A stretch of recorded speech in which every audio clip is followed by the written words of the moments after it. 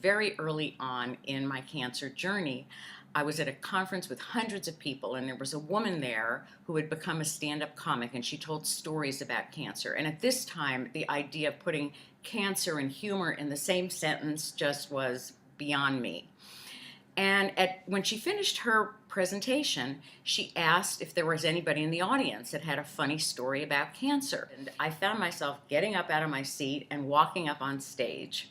And I was very self-conscious about my wig and all that, but I got up on stage and I told a story that had happened to me a couple days before.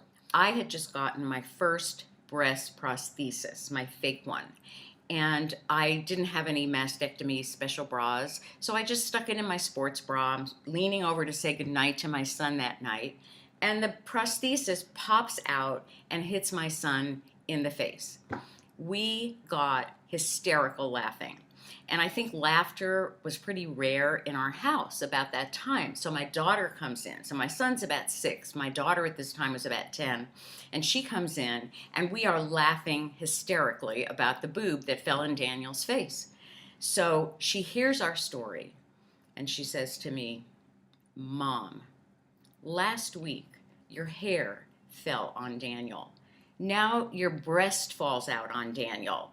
It's not fair. All the good things happen to Daniel." And telling that story and hearing the laughter, which any mom would get, it filled me with a sense of power. And it wasn't just power to make people laugh. The power was really in me, because it was the idea that I could laugh at the thing in the world that scared me the most.